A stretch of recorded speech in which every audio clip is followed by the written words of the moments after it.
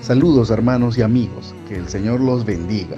Para hoy tenemos 2 de Timoteo capítulo 3, versos del 1 al 6. Nos dice lo siguiente en la versión de lenguaje sencillo.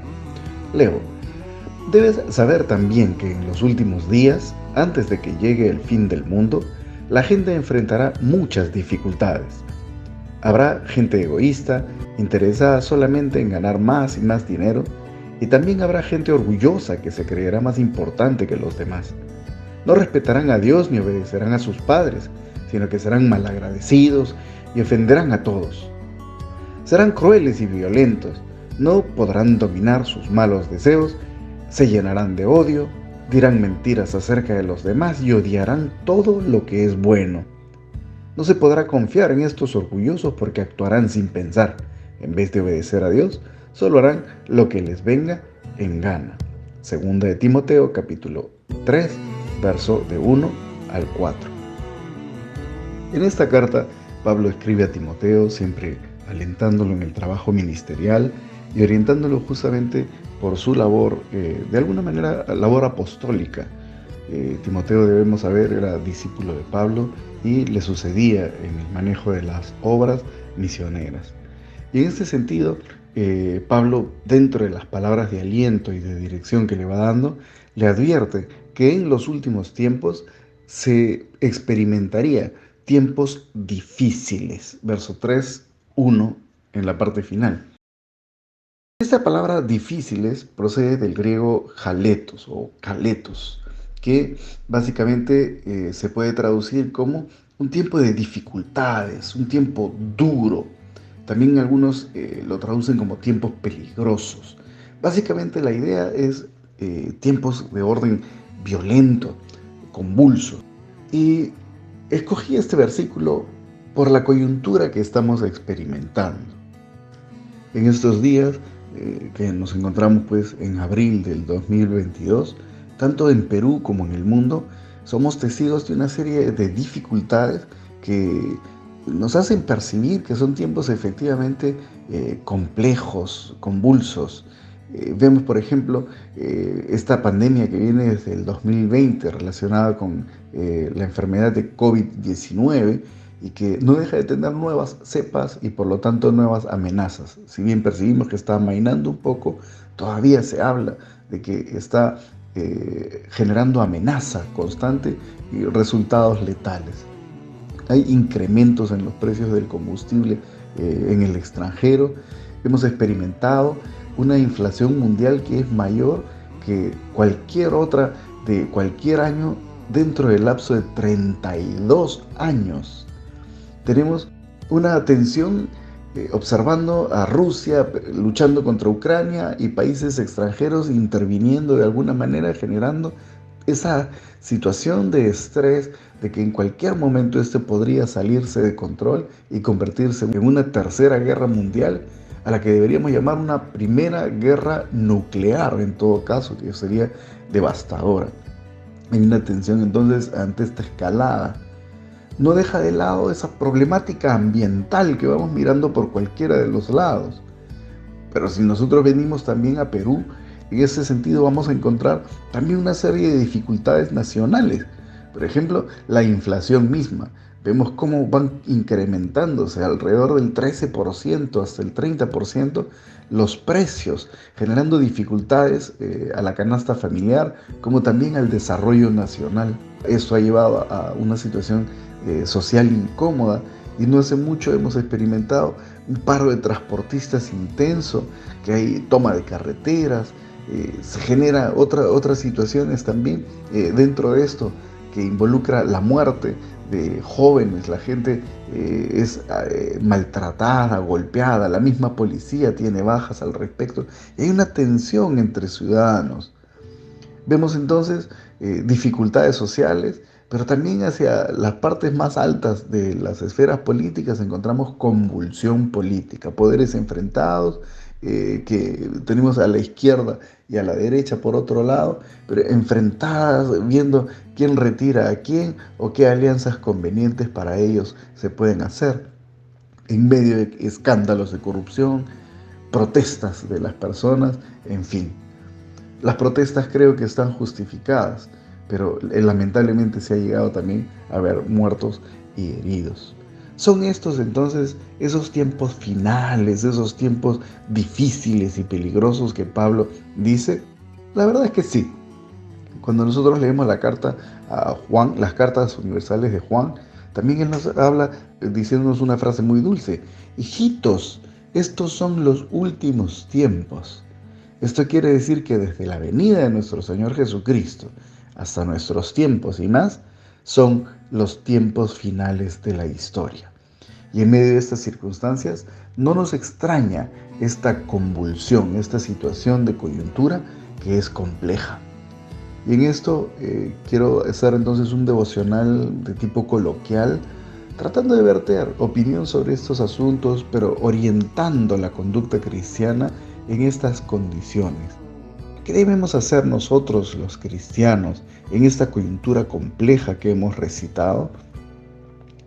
El pasaje básicamente nos habla de cómo es esta gente, nos habla de cuáles son los rasgos de carácter que ellos evidencian, pero no necesariamente en el versículo habíamos leído directamente una orientación conductual. Sin embargo, el apóstol Pablo más adelante orienta a Timoteo a que él viva conforme a las enseñanzas que ha aprendido desde joven, desde niño. Ahí en el verso 3:10 le dirá: pero tú, Timoteo, conoces bien mis enseñanzas, mi manera de vivir y de pensar, sabes cuánto confío en Dios, etc. Y esto va llevando a motivarle a él a permanecer firme y lejos de la conducta de estos tiempos, la conducta de este mundo. Habiendo reflexionado esto, nos encontramos con la respuesta a esta pregunta: ¿qué hacer en medio de esta coyuntura? Y creo que hay varias cosas que podemos hacer, y me permito entonces hablar de manera libre, de manera coloquial al respecto, pero no sin haber tamizado y sopesado el consejo. Lo primero que diría es que debemos distinguir entre lo que está a nuestro alcance y lo que no está a nuestro alcance. Si nosotros miramos todas estas circunstancias, definitivamente nosotros no podemos mover al mundo. Somos un minúsculo grano de arena en una enorme playa. Así que nosotros no podemos mover las circunstancias macro, pero podemos hacer algo también. En primer lugar, distinguir lo que está a nuestro alcance y lo que no. Lo que no está a nuestro alcance, debemos dejarlo a Dios. Dios tiene control de los destinos de la humanidad, de la historia y de las leyes del cosmos. Al orar a Él y al descargar en Él nuestras preocupaciones, también debemos confiar que Él va a obrar según su magnífica sabiduría. Entonces, hay cosas que sí están a nuestro alcance y en ellas será en las que nosotros debemos trabajar, siempre buscando hacer las cosas delante de Dios con humildad y santidad. Así que lo que no podemos controlarlo lo dejamos en las manos de Dios, y lo que podemos controlar debemos gestionarlo de una manera santa y piadosa. Luego, creo que también es necesario, ya pensando un poco en el día a día, en nuestra vida diaria, será necesario reevaluar las posibilidades que tenemos.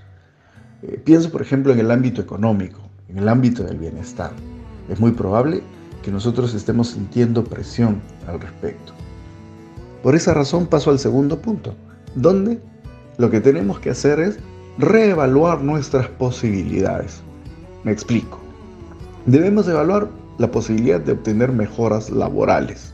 Esto es, conversar con nuestros jefes, reajustar nuestros presupuestos con ellos y decir: ¿sabes qué? Necesito ganar tanto, el costo de vida, en fin, gestionar las mejoras laborales, las facilidades que ayudan a que nosotros tengamos más recursos disponibles para nuestro bienestar.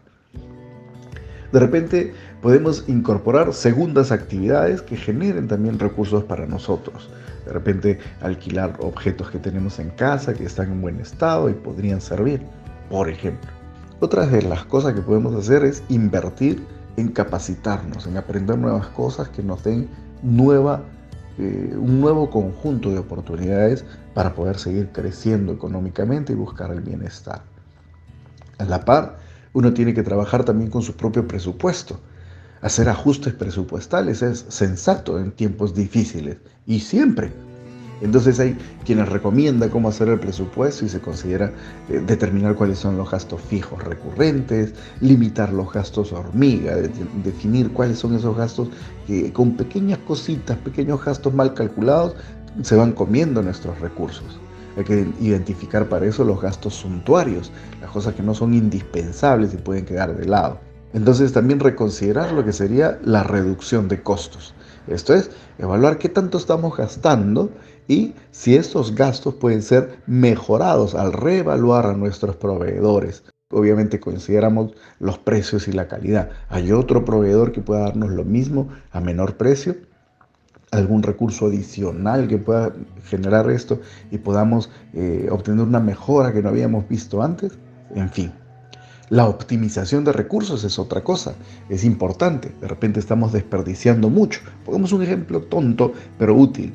Mucha gente se lava los dientes mientras deja la canilla, el caño, el grifo abierto y el agua corre, corre, corre. Eso va a llegar al residuo en algún momento. De la misma manera, el recibo de luz. Había un eslogan que utilizaban antes en el Estado que decía, luz que apagas, luz que no pagas. Y también desperdiciamos mucho al dejar luces prendidas innecesariamente. Y esto viene al recibo. En fin. Creo también que en tiempos de dificultad y en tiempos de dificultad económica, a veces hacemos lo que voy a llamar apuestas arriesgadas. Me refiero al trabajo, a la inversión, a la búsqueda de negocios.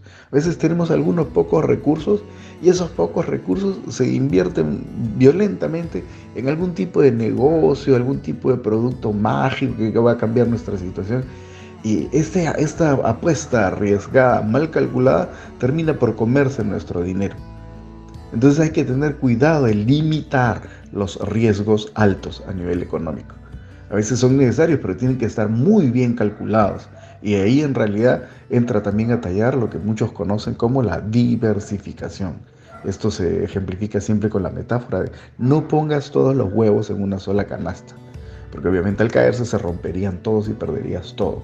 Esto tiene la idea de que coloquemos nuestros recursos en diferentes oportunidades de ganancias, 2, 3, 4 oportunidades distintas. Si alguna falla, el resto la sostiene. Y en fin. Esto también se relaciona con la gestión del riesgo. Esto quiere decir que uno debe calcular y si sale mal, ¿cuánto pierdo? ¿Hasta cuánto estoy dispuesto a perder? Si sale mal, esto no debe vulnerar severamente el resto de mi economía. Entonces la gestión del riesgo es importante. En fin. Otra cosa es aprovechar las capacidades ociosas. De repente tenemos objetos, cosas que no estamos aprovechando y podrían estarnos generando dinero. Por ejemplo, si tenemos una casita donde hay alguna habitación que en realidad está en buen estado y no se usa, podría alquilarse y generar un recursito adicional. En fin, entonces habíamos dicho que en esta coyuntura difícil nosotros tenemos que hacer cosas que están a nuestro alcance y dejar las que no.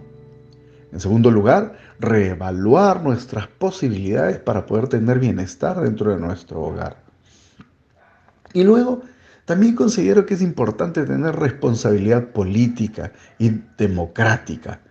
En esto, porque tenemos la bendición de que en nuestro país nosotros podemos elegir, podemos decidir. Vivimos en un país bajo una estructura democrática. Si bien falla con los seres humanos que somos, pero también es cierto que nos deja cierta posibilidad de tomar decisiones e ir enfrentando y conduciendo la política de nuestro país y el poder que está arriba de nosotros.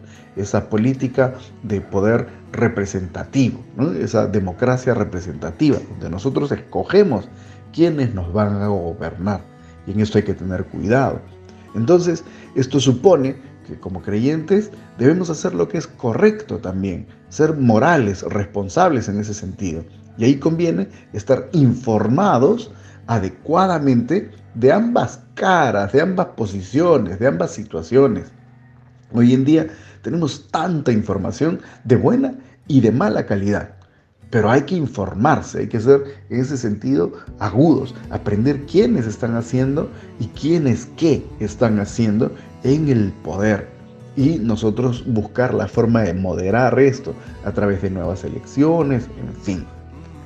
Creo que es correcto también que participemos en protestas, que participemos en mítines, que participemos en marchas. Pero sí acoto que el adjetivo que califica esto es que deben ser pacíficas. La participación en una protesta no está mal, siempre que ésta sea pacífica. Nos paramos con carteles, hacemos arengas, hemos avisado a la policía y al municipio que se va a hacer una ruta de marcha, qué sé yo, o se establecen mítines y la gente expresa. En fin, eso no está mal, siempre que no se llegue a la violencia. En esto hay que filtrar la emotividad y la pasión política. Hay mucha gente que piensa con las emociones, piensa con la pasión, en vez de pensar con el cerebro. Valga el ejercicio de lo que estoy diciendo. Esto es que hay gente que es tan emotiva que se ciega, y al cegarse y al apasionarse y al generar partidismos ciegos y obtusos, no tamiza adecuadamente la realidad. Yo puedo querer mucho a una persona, pero también tengo que estar dispuesto a decirle, a poder distinguir si esa persona está obrando bien o está obrando mal. Y en esto me hace acordar un ejemplo de la vida real. A veces hemos visto a jovencitos que están metidos en pandillas y naturalmente practican pues los robos, el consumo de drogas, ¿no? La violencia, los destrozos de la propiedad privada, ¿no? El vandalismo pintando grafitis en las calles y arengas y nombres de pandillas, en fin.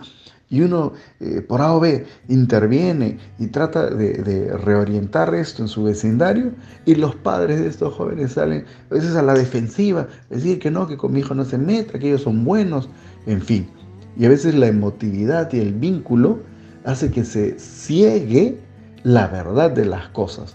Entonces por eso hablo de filtrar la emotividad y la pasión. Sucede también en la política. Nos gusta tal, nos gusta cual, nos parece que tal nos representa de alguna manera, pero no miramos con objetividad su pasado corrupto, su pasado violento, qué sé yo, su obstrucción a los derechos humanos, la obstrucción y la toma de las libertades y derechos de la sociedad. Entonces hay que aprender a dejar de lado nuestra emotividad y nuestro cariño por alguien a quien admiramos y sentimos, pero ser objetivos encontrando sus puntos fuertes como sus puntos débiles.